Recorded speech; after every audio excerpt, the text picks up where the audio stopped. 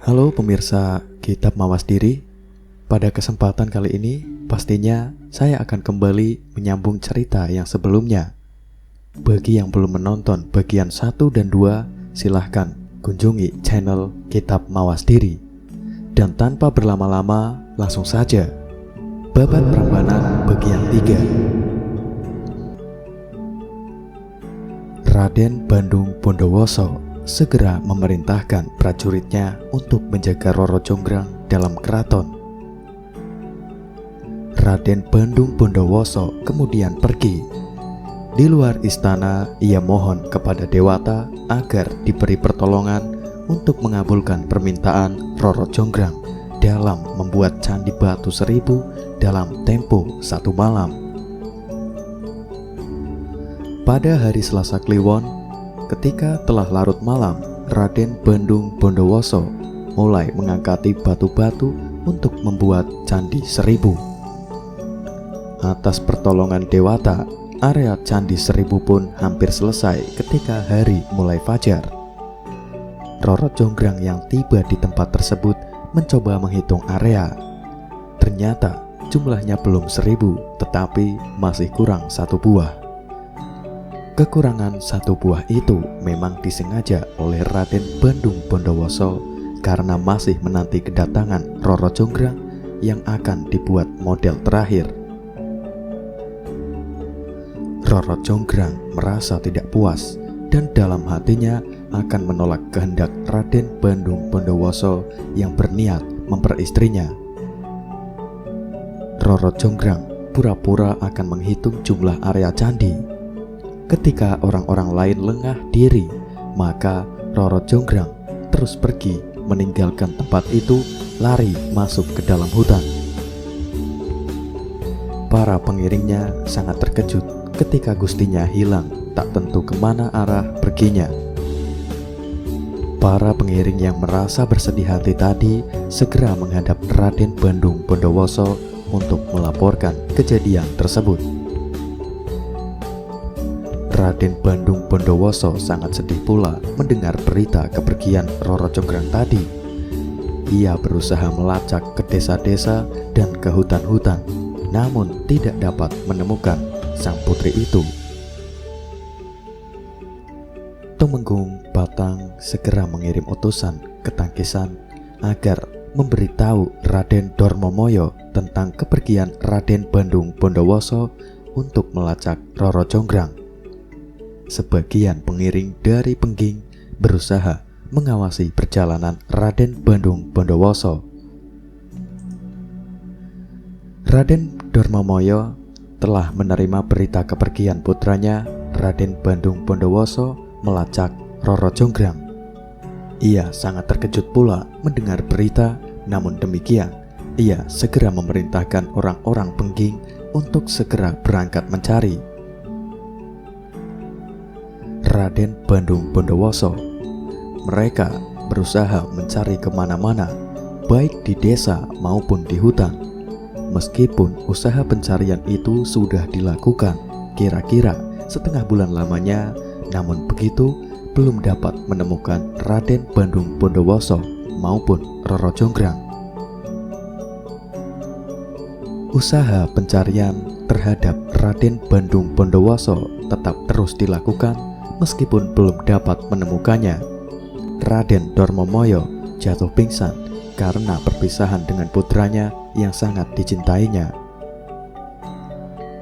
Tumenggung Batang dan Mantri Sudimoro ditugaskan terus melacak Raden Bandung. Para pengawal lainnya, baik dari Pengging maupun Prambanan, segera membawa pulang Raden Darmamoyo yang sedang pingsan tadi. Istri Raden Darmamoyo sangat sedih ketika menerima kedatangan suaminya yang sedang sakit maupun berita tentang kepergian putranya. Cerita kembali ke Prambanan. Joko Burdon merasa kehilangan orang yang dicintainya sejak kepergian Roro Jonggrang. Ia tidak tinggal diam, tapi terus melacaknya dari desa ke desa maupun ke hutan-hutan. Dalam hatinya masih percaya kalau memang Roro Jonggrang harus menjadi istrinya, pasti akan dapat ditemukan. Perjalanan Tumenggung Batang dan Mantri Sudimoro untuk mencari Raden Bandung Bondowoso sudah tiba di pesisir Laut Selatan.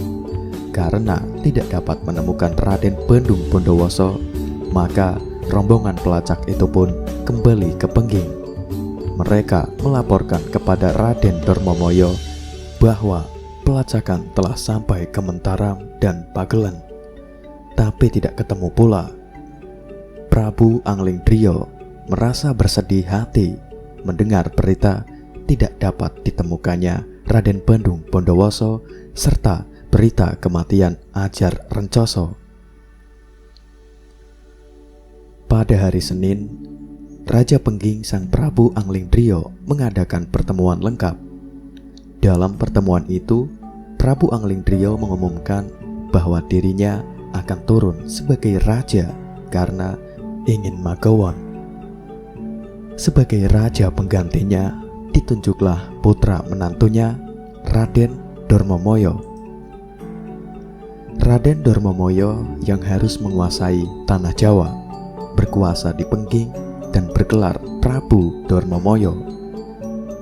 Orang-orang Pengging menyetujui keputusan Prabu Anglingdriya. Selanjutnya, Raden Darmomoyo digandeng oleh Prabu Anglingdriya untuk menduduki kursi singgasana kerajaan Pengging. Anglingdriya kemudian duduk di bawah sejajar dengan para punggawa lainnya. Mereka pun menyembah kepada Sang Prabu Darmomoyo sebagai tanda pengakuan pada penobatan raja baru itu. Dua putra yang lain, yaitu Suwelokolo dan Pandoyonoto, juga diberi kedudukan pula. Sedangkan para mantri dari Sudimoro dan Salembi disuruh bertempat tinggal di Pengging dan di Prambanan. Demikian pula para prajurit yang mati, maka keluarganya diperkenankan pula bertempat tinggal di Pengging. Beberapa punggawa Prambanan diperkenankan pulang dengan tugas baru, harus tetap mengawasi kepergian Raden Bandung Bondowoso. Setelah semua masalah Pengging terselesaikan, maka pertempuran itu pun dibubarkan dan mereka pulang ke rumah masing-masing. Peristiwa di atas itu semua terjadi pada tahun 1010. Sirno Ruponing Nagara, yang masih pula termasuk zaman Teteko. Usaha Raden Bandung Bondowoso melacak Roro Jonggrang tidak berhasil menemukannya. Demikian pula usaha pelacakan prajurit Pengging dan Prambanan terhadap Raden Bandung juga belum berhasil menemukannya. Karena sudah lama tidak dapat menemukan Roro Jonggrang, maka Raden Bandung Bondowoso susah sekali lalu memutuskan kembali ke Prambanan. Di sana, Raden Bandung membuat area yang menggambarkan Roro Jonggrang bertangan empat dan bertumpu pada lembu Andini. Raden Bandung mohon kepada Dewata agar di muka area Roro Jonggrang dapat timbul sebuah sumur gumuling. 7 malam 7 hari Raden Bandung menciumi area Roro Jonggrang, seakan-akan betul-betul Raden Bandung dapat bertemu dengan Roro Jonggrang yang sebenarnya. Setelah merasa puas diri, maka Raden Bandung pergi menuju gunung yang berada di arah barat daya. Kepergiannya tidak ada yang mengetahui sepanjang jalan. Ia bersedih hati dan terbebani rasa rindu kepada Roro Jonggrang. Ketika perjalanan Raden Bandung sampai ke Gunung Ijo, maka ia berhenti. Di situ ia merasa kagum melihat pemandangan yang indah terhampar di sekeliling dirinya. Raden Bandung tetap berhenti di Gunung Ijo lalu bertapa. Sejak mulai bertapa itulah Raden Bandung berganti nama menjadi Resi Subroto. cerita kembali kepada Roro Jonggrang. Kepergiannya sepanjang kaki gunung akhirnya tiba di hutan Sokan sebelum utara Imagiri. Kandungannya hasil hubungan dengan Prabu Boko sudah tiba saatnya melahirkan. Di pinggir kali Opak, Roro Jonggrang melahirkan seorang anak perempuan. Setelah melahirkan bayi, Roro Jonggrang terus meninggal dunia dan mayatnya larut terbawa oleh arus sungai, sedangkan anaknya masih terdengar menangis di tengah air sungai. Rondo Ruwek yang sedang mencari air dan memetik sayuran mendengar suara tangis anak bayi. Rondo Ruwek segera mendatangi arah suara bayi dan betul-betul dilihatnya seorang bayi di atas batu. Bayi itu segera diambil oleh Rondo Ruwek dan dibawa pulang. Ia merasa senang sekali karena sepanjang hidupnya belum pernah mempunyai seorang anak pun. Bayi yang ditemukan di Kali Opak pada tahun 1010. Sirnoning Budo Sonyorupo Zaman Teteko. Ternyata bayi wanita lalu diberi nama Roro Temon. Sang Prabu Watugunung di Kiliwengsi berputra Prabu Sindulokolo. Sindulokolo berputra Raden Sindulo. Raden Sindulo diajak neneknya mengungsi ke dasar bumi. Raden Sindulo mempunyai kebiasaan bertapa sehingga ia mempunyai kesaktian tidak akan mati dan selalu tampak muda. Selang beberapa waktu kemudian, Raden Sindulo kawin dengan Dewi Nogowati, putra pamannya Sang Hyang Nogototomolo. Mereka hidup rukun dan dikaruniai 4 orang putra, yaitu Dewi Tembini, Raden Dewoto Cengkar, Raden Dewoto Pamunah, dan Raden Dewo Parunggu. Setelah berumur 563 tahun, Resi Sundulo pulang ke Jawa bertapa di Gunung Sigaluh. Mendapat kepercayaan dewa untuk mengganti kedudukan ayalinya sebagai raja. Segalanya yang terdapat pada diri Dewoto Cengkar memenuhi syarat untuk duduk sebagai raja. Rupanya bagus dan mempunyai kesaktian akibat ulahnya senang bertapa. Sudah sepantasnya lah kalau ia disayangi oleh para dewata. Di Gunung Ulaulu berdiamlah seorang resi bernama Resi Poncotrio. Ia berputra 3 orang, yaitu Putut Brodonggo, Putut Guntur, dan yang ketiga putri bernama Endang Jaeni. Putri itu sangat cantik, kemudian kawin dengan Raden Dewoto Cengkar. Sang putri sangat setia kepada suaminya dan mertua Raden Dewoto Cengkar juga sangat sayang kepada menantunya. Memang wajah Dewoto Cengkar cukup tampan, apalagi ia masih keturunan darah biru. Pada suatu hari, Dewi Jaeni sedang menyayur terong. Karena tergesa-gesa waktu mengupas terong, tangan Dewi Jaeni teriris sehingga darahnya tercecer jatuh ke dalam sayur. Bagian daging tangan yang teriris ikut jatuh pula ke dalam sayur tadi. Ketika Raden Dewoto Cengkar makan siang, ia merasakan makanan hasil masakan istrinya hari itu sangat enak sekali. Raden Dewoto Cengkar mendesak istrinya agar menceritakan bagaimana cara dan kelengkapan masak hari itu. Semula Dewi Jaeni selalu menghindar dan membelokkan jawabannya jauh dari kenyataan.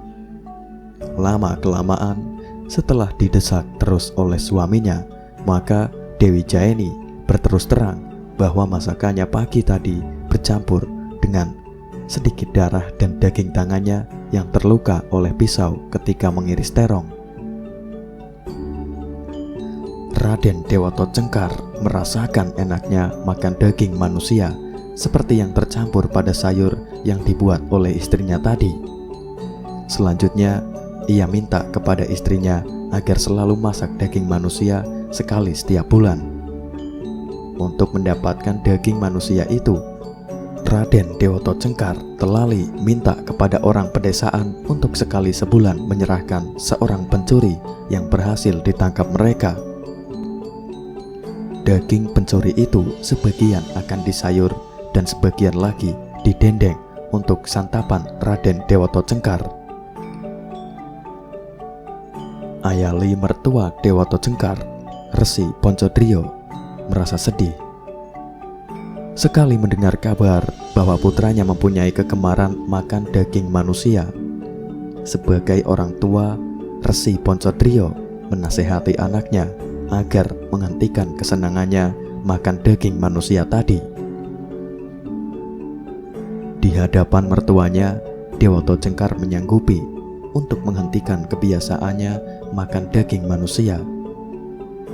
Namun, kalau ayah mertuanya sudah tidak ada di dekatnya lagi, maka Dewata Cengkar meneruskan kebiasaannya makan daging manusia yang dirasakannya cukup enak dan menambah kegairahan hidup.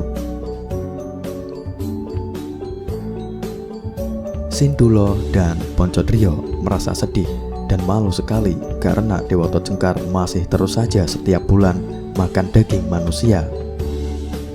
Karena tidak tahan lagi menghadapi rasa malu yang harus diterimanya, maka keduanya bunuh diri dan badannya pun hilang juga atau mukso. Semua keluarga yang ditinggal sedih pula, tetapi lama-kelamaan mereka pasrah diri kepada Dewata bahwa semua kejadian itu sudah kehendak Dewata yang harus terjadi. Setelah kematian orang tua dan mertuanya, Raden Dewata Cengkar menobatkan diri sebagai raja di Sigaluh. Para saudaranya semua diangkat menjadi pembantunya. Selanjutnya, Dewata Cengkar menaklukkan desa-desa di sekitar Sigaluh. Mereka yang takluk terus diangkat menjadi pembantunya. Dewi Jaini melahirkan seorang putra lelaki yang berwajah tampan seperti ketampanan ayahnya, Raden Dewata Cengkar. Sang Prabu merasa senang sekali. Lalu putranya itu diberi nama Raden Daniswara. Peristiwa penobatan Dewata Cengkar menjadi raja di Sigaluh dan kelahiran putranya itu terjadi pada zaman Teteko tahun 1017. Ciri Suto Sonyorupo. Cerita kembali kepada Joko Purdon, putra Resi Baeksi yang sedang melacak Roro Jonggrang. Perjalanannya sampai ke Sokan.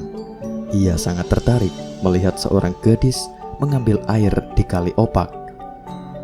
Wanita itu berwajah cantik seperti Roro Jonggrang. Joko Purdon berusaha memanggilnya, tetapi Roro Temon terkejut sekali, lalu membuang alat pencari air atau klenting, terus lari pulang. Joko Purdon berusaha menyeberang Kali Opak untuk mengejar Roro Temon. Namun bersamaan dengan menyeberangnya Joko Purdon, air Kali Opak mulai banjir deras dan arus air menyeret. Ketika Joko Purdon terseret ke tepi sungai, segera ia tergayut pada batang pohon yang condong ke sungai. Meskipun sangat berat dan penuh penderitaan, akhirnya Joko Purdon dapat tiba pula di seberang Kali Opak. Setengah bulan kemudian, Joko Purdon mulai dapat berjalan kembali. Ia merasa bingung, tidak tahu arah meskipun selalu bertanya kepada orang-orang yang dijumpainya. Tak lama kemudian, perjalanannya sampai ke Gunung Ijo. Di situ Joko Purdon menemui seorang petapa. Joko Purdon menganggap sang petapa itu cukup sakti dan pasti tahu apa yang telah maupun yang akan terjadi. Sang petapa, Resi Subroto, sedang bertapa membisu sehingga segala pertanyaan Joko Purdon tidak ada satupun yang dijawabnya. Joko Burdon belum puas diri, bahkan ia bertanya kembali tentang wanita yang dilihatnya di Kali Opak itu. Karena Resi Subroto tidak menjawab, maka Joko Burdon marah sekali dan menikam sang pertapa. Senjata Joko Burdon tidak dapat melukai sang pertapa, padahal sebenarnya sang pertapa tadi adalah Raden Bandung Bondowoso yang sedang melacak Roro Jonggrang. Joko Burdon segera mengangkat batu, dipukulkan kepala sang pertapa sampai berkali-kali. Lama-kelamaan, kepala pertapa pecah juga akibat pukulan batu oleh Joko Burdon yang dilakukan terus-menerus. Raden Bandung Bondowoso tewas dan badannya hilang sambil meninggalkan suara mengutuk Joko Burdon. Raden Bandung menyumpah Joko Burdon yang bertindak seperti anjing pasti kelak akan mati seperti anjing pula. Sumpah Raden Bandung bertuah pula. Seketika itu pula Joko Burdon berubah menjadi anjing berwarna merah. Joko Burdon sedih dan menyesal sekali karena telah disumpah oleh pertapa tadi. Ia bermohon kepada Dewata agar dapat lepas dari sumpah tadi dan kembali sebagai manusia lagi, serta dapat bertemu dengan wanita yang ditemuinya di Kali Opak dulu itu. Ia segera berjalan menyelusuri sungai ke arah selatan untuk mencari wanita yang pernah menggetarkan hatinya. Roro Temon sedang menenun di desa Pasokan.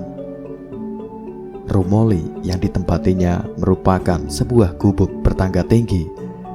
Setelah Roro Temon naik ke atas gubuk, maka tangga diambil dan disimpan di tempat lain.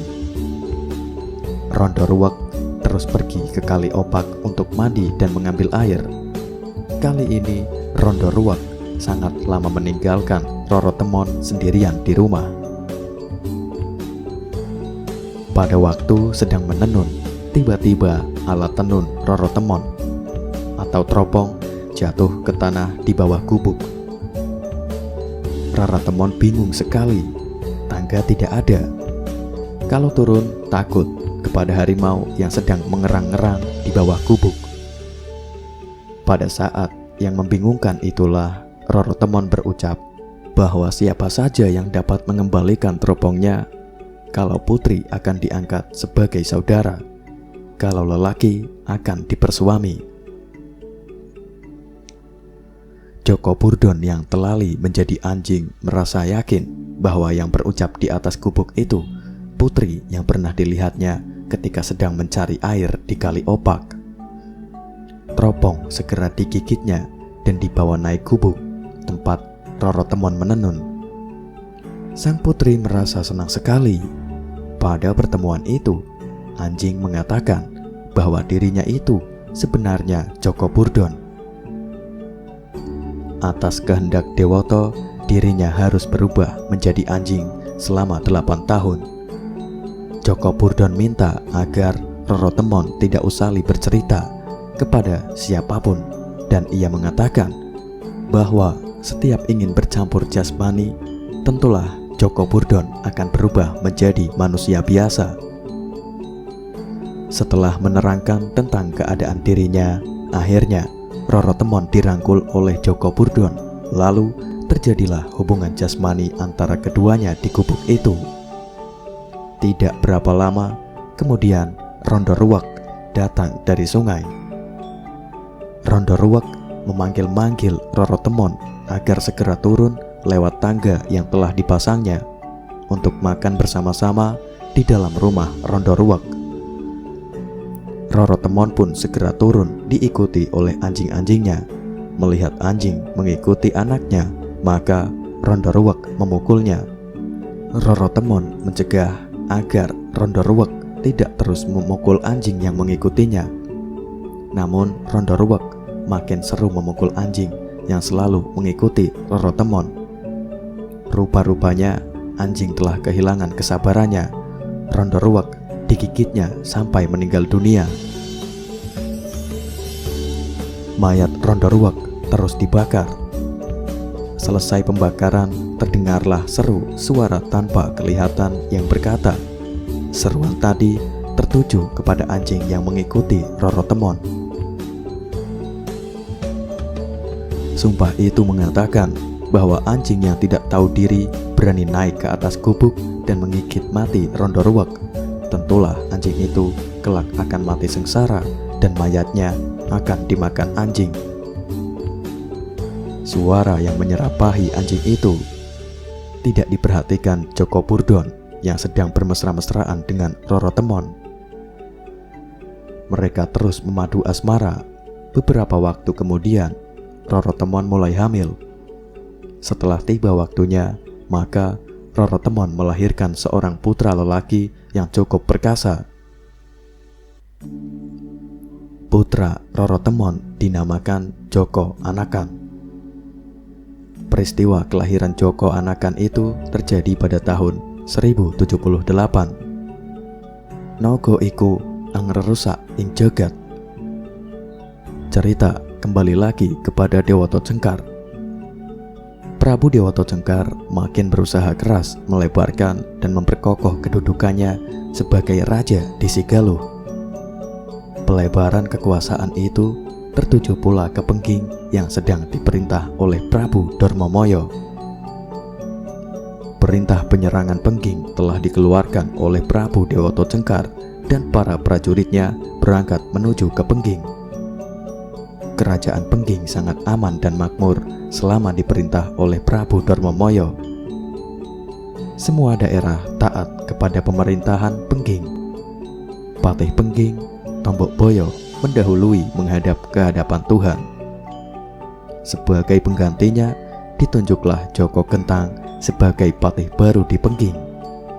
Patih Joko Gentang yang selanjutnya bergelar Patih Kekeran, sangat perwira dan sakti, serta disenangi oleh para punggawa Pengging semua. Patih Gentang menghadap Prabu Darmamoyo. Ia memberitahukan bahwa di Sela sudah kedatangan musuh dari Sigaluh bernama Prabu Dewoto Cengkar. Mereka sangat ganas. Penduduk Sela yang telah memberikan makanan kepada mereka masih dirampok harta bendanya. Binatang piaraan seperti lembu dan kerbau tidak ketinggalan menjadi incaran bala tentara dari Sigaluh tadi. Prabu Darmamoyo sangat marah mendengar laporan Patih Gentang tentang kedatangan musuh di Sela. Ia segera memerintahkan Patih Gentang untuk menyiapkan bala tentara untuk menghalau musuh dari Sigaluh. Prabu Darmamoyo ikut langsung dalam barisan diiringkan oleh bala tentaranya.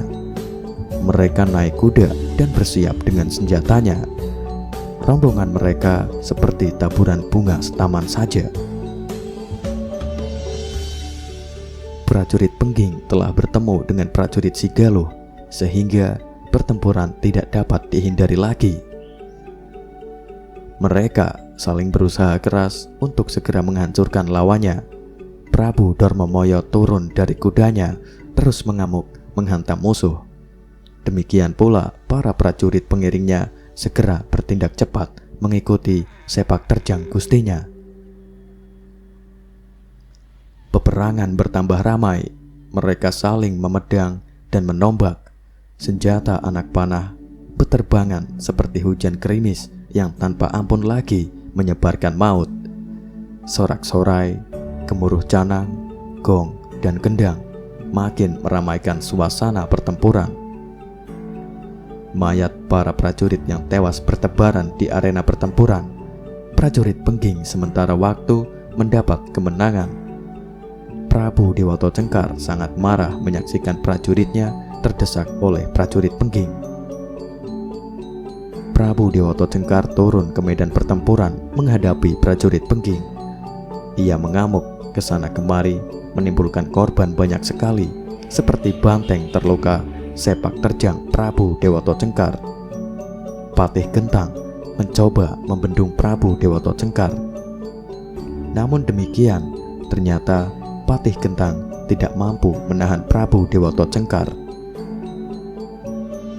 Malahan ia tertombak lalu jatuh dari kudanya. Kesempatan itu dipergunakan sebaik-baiknya oleh Prabu Dewata Cengkar. Patih Gentang dipukul kepalanya oleh Prabu Dewata Cengkar sehingga tewas saat itu pula. Kematian Patih Gentang menyebabkan Prabu Darmamoyo harus turun ke medan perang menghadapi Prabu Dewata Cengkar. Perang tanding berlangsung sangat seru. Keduanya menunjukkan kesaktiannya yang tidak mudah dilumpuhkan oleh lawan. Nasib jelek melanda diri Prabu Darmamoyo karena ia tertombak oleh Prabu Dewata Cengkar. Jatuh dari kudanya, terus dipukul oleh Raja Sigaluh sehingga menyebabkan kematiannya. Prajurit Pengging berkecil hati melihat gustinya tewas. Mereka lari menyelamatkan diri masuk ke kota Pengging. Panembahan Angling Drio bersedih hati mendengar berita kematian putra menantunya. Lama-kelamaan, ia tidak tahu menderita kesedihan itu sehingga menyebabkan kematiannya. Prajurit Sigaluh sudah mengepung kota Pengging. Dua orang putra Prabu Darmamoyo yaitu Dian Suwelokolo dan Pandoyonoto lari meninggalkan istana disertai oleh mbahnya masuk ke hutan. Pagi harinya, prajurit Pengging di bawah pimpinan Joko Tengger menyerah kalah kepada Prabu Dewata Cengkar. Prajurit Sigaluh bersenang-senang menikmati kemenangan sambil merampas harta benda orang-orang Pengging. Prabu Dewata Cengkar telah masuk istana Pengging dan mengumumkan kepada warga seluruh Pengging bahwa sepeninggal Prabu Darmamoyo, maka dirinya lah yang mengganti sebagai Raja Pengging. Orang-orang Pengging mendukung keputusan Prabu Dewata Cengkar itu. Selanjutnya, sebagai patih Pengging yang baru diangkatlah Joko Tengger. Sang Prabu kemudian memberi perintah kepada Patih Tengger dan para prajurit lainnya untuk membuat kota di Kuwu. Peristiwa takluknya Pengging dan penobatan Prabu Dewata Cengkar sebagai raja di negara itu terjadi pada tahun 1099. Terusing Puro Ngumboro Tunggil. Para prajurit yang ditugaskan membuat kota di Kuwu telah tiba di tempat tujuan. Mereka mulai beramai-ramai membuat ibu kota di sebelah tenggara Bintara. Prabu Dewata Cengkar meninjau kawulanya yang sedang membuat kota di Kuwu. Setelah kota itu tadi selesai dibangun, maka diberi nama Mendang Kamulyan. Waktu itu terjadi pada tahun 1020. Ngomboro ningoli koswarganing ratu. Para kerabat mulai membantu rumah tempat tinggal mereka sendiri-sendiri. Resi Isake menjadi raja di Bani Israel, bergelar Sri Sultan Kumbhosoji. Ia sebagai raja yang taat beragama, lagi pula ia masih keturunan dewa. Karena itulah Sri Sultan Kusumoji selalu awet muda dan terlepas dari kematian. Aji Soko pergi dari Madinah pulang ke Bani Israel, terus ke negara Rajan dan akhirnya sampai ke Keling. Ia mengunjungi orang tuanya. Selanjutnya Aji Soko minta kepada ayahnya agar diperkenankan membawa adiknya 3 orang pergi ke lain pulau. Perjalanannya ke arah sebelah selatan Keling sampai ke Sumatera, Palembang, dan Jawa. Di Jawa, Aji Soko mendarat di suatu tempat pantai barat Pulau Jawa bernama Jungke. Dari tempat itulah Aji Soko menuju ke arah timur dengan menyusuri Gunung Kendeng. Rondo Gentang akhirnya dijadikan istri Patih Tengger dan berdiam diri di desa Sangkeh. Anak perempuan Rondo Gentang yang bernama Rorosati ikut pula berdiam di desa itu bersama ibunya. Meskipun Rorosati bukan putra raja, tetapi ia berwajah cantik dan anggun, seakan-akan dari mukanya selalu memantulkan sinar kedamaian. Ibunya selalu mohon kepada Dewata agar putrinya selalu mendapat perlindungan dan mempunyai masa depan berbahagia. Orang tua Rorosati selalu bermohon kepada Dewata agar kelak anaknya Rorosati mendapatkan jodoh seorang kesatria. Dengan demikian, putranya diharapkan dapat memberikan pengayoman kepada seluruh anggota keluarga dan dapat memberikan pertolongan kepada orang yang sedang menderita kesusahan. Pada suatu hari, Rondo Gentang kedatangan seorang tamu yang belum dikenalnya. Setelah tamu itu dipersilahkan, maka mereka berbasa-basi sebagaimana layaknya orang menerima tamu. Tamu tersebut menerangkan bahwa dirinya bernama Aji Soko dari Jungke di Pasundan. Aji Soko ingin mengabdi kepada Prabu Dewoto Cengkar. Sebenarnya ia ingin masuk ke Patihan, namun karena hari telah malam, maka ia singgah ke tempat Rondo Gentang. Aji Soko mohon diperkenankan bermalam selama 1 malam saja di rumah Rondo Gentang. Kedatangan Aji Soko diterima dengan senang hati oleh Rondo Gentang. Kemudian disiapkan tempat tidur untuk sang tamu. Rondo Gentang pergi sebentar ke kebun akan mencari laos untuk membuat sayur. Ketika menggali laos, Rondo Gentang sangat terkejut dan kagum karena di bawah laos terdapat permata banyak sekali. Dalam hati, Rondo Gentang mengira bahwa tuah sang tamulah yang menyebabkan ia mendapatkan permata di bawah laos tadi.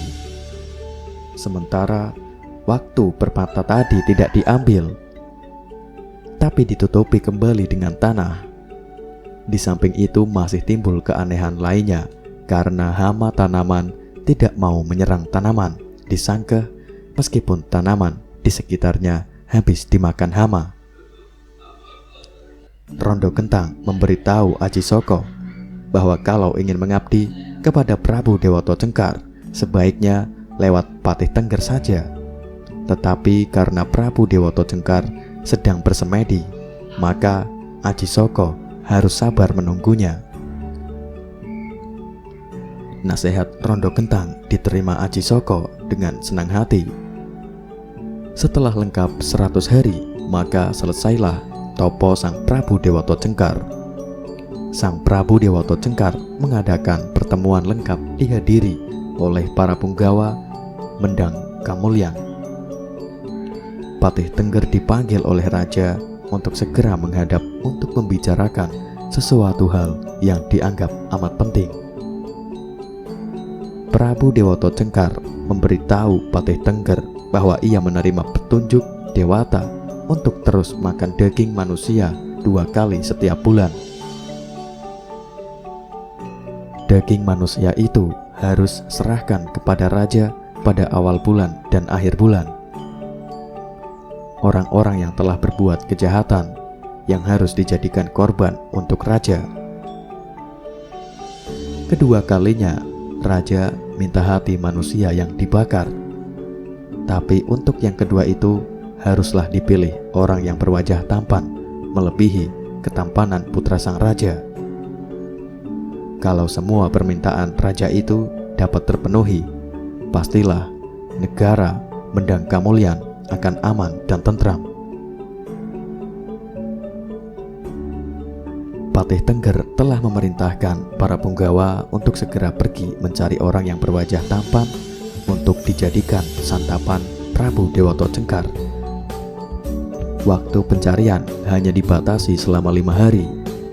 Sebagai abdi yang setia kepada gustinya, mereka segera bergerak ke segala penjuru negara Mendang Kamulyan dalam usaha mencari seseorang yang berwajah tampan untuk santapan rajanya.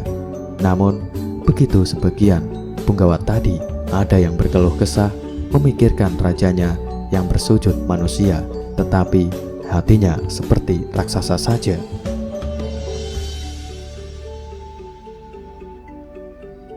Patih Tengger singgah ke desa Sangkeh, bertemu dengan Rondo Gentang dan Rorosati. Sang Patih Tengger berniat menyerahkan Rorosati kepada Prabu Dewoto Cengkar untuk diperistri.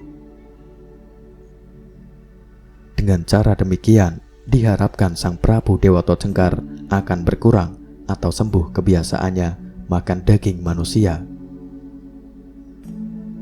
Rondo Gentang sangat sayang kepada Aji Soko. Aji Soko dimintanya agar mau memperistri Ken Rorosati karena sayang sekali kalau Rorosati sampai jatuh kepada lelaki lain. Namun demikian, dengan berat hati, Aji Soko terpaksa menolak kehendak Rondo Gentang karena ia sudah bertekad tidak akan kawin selama hidupnya. Patih Tengger tiba ke rumah Rondo Gentang. Ia sangat tertarik kepada Aji Soko karena berwajah tampan seperti yang diharapkan oleh rajanya. Patih Tengger menanyakan kepada Rondo Gentang mengenai lelaki yang bertamu di rumah itu. Rondo Gentang menjelaskan bahwa tamu itu bernama Aji Soko yang ingin mengabdi kepada Prabu Dewoto Cengkar. Kehadiran Aji Soko di desa Sangkeh ternyata membawa tuah bahagia bagi desa itu. Patih Tengger tertarik kepada penjelasan Rondo Gentang tadi. Ia minta kepada Aji Saka untuk tetap berada di desa itu sambil menanti kesempatan menghadap Prabu Dewoto Cengkar. Patih Tengger bersedia untuk membawa Aji Saka menghadap Prabu Dewoto Cengkar. Kalau sang Prabu sudah selesai bertapa, Aji Soko mengatakan bahwa dirinya bersedia dijadikan tumbal untuk santapan Prabu Dewoto Cengkar, asalkan 3 orang adiknya diberi tanah seluas ikat kepalanya. Meskipun Patih Tengger tampak terkejut mendengar perkataan Aji Soko, tapi Aji Soko terus mendesak agar diserahkan kepada raja. Malahan Aji Soko mengancam kalau tidak segera diserahkan, maka ia sendiri akan PP agar dapat menghadap Prabu Dewoto Cengkar. Akhirnya Patih Tengger meluluskan permintaan Aji Soko, lalu mereka berangkat bersama-sama akan menghadap raja. Pada hari Senin, Prabu Dewoto Cengkar sedang mengadakan pertemuan yang dihadiri lengkap oleh punggawanya. Pada kesempatan tersebut, Dewoto Cengkar memberikan tanah Tembini kepada kakaknya, Dewi Tembini, tanah Maduro kepada Dewa Pamunah, tanah Bali kepada Dewa Parunggu. Patih Tengger melaporkan bahwa tugas mencari lelaki yang berwajah tampan untuk santapan Prabu sampai saat itu belum dapat ditemukan. Namun demikian, dilaporkan pula bahwa ada seorang lelaki dari Pasundan yang berdiam di desa Sangkeh, ingin mengabdi kepada sang Prabu. Di samping ingin mengabdi, ternyata Aji Saka juga bersedia dijadikan tumbal untuk santapan sang Prabu pula. Aji Saka hanya minta tanah seluas ikat kepalanya untuk diberikan kepada 3 orang adiknya. Aji Saka sudah dibawa menghadap Prabu Dewoto Cengkar. Meskipun usia Aji Saka sudah 1050 tahun, tetapi ia masih selalu muda karena dahulu ia pernah mandi air kehidupan atau banyu urip. Wajah Aji Saka selalu bersinar-sinar seperti sinar bintang yang mampu menembus kegelapan malam. Permintaan Aji Saka diluluskan oleh Prabu Dewoto Cengkar. Ikat kepala Aji Saka sudah dibuka kemudian ditarik pelan-pelan untuk mengukur luas tanah yang dimintanya. 3 orang adik Aji Soko, yaitu Bro Tondong, Bro Runting, Bro Rojo, disertai oleh para punggawa Mendang Kamulyan, terus keluar kota mengikuti penarikan ikat kepala Aji Saka. Siang malam, ikat kepala Aji Saka terus ditarik, belum dapat sampai batas akhir. Pengulurannya sampai ke barat lautnya Gunung Merbabu, terus ke selatan tiba ke sebelah barat Gunung Merapi, kemudian ke arah timur sampai ke Gajah Mungkur, dan ke utara sampai ke sebelah timur Gunung Lawu. Pemirsa Kitab Mawas Diri, cerita Babat Prambanan bersambung sampai di sini. Tunggu kembali di channel Kitab Mawas Diri. Jangan lupa berikan tanggapan kalian di kolom komentar. Terima kasih dan salam sejahtera.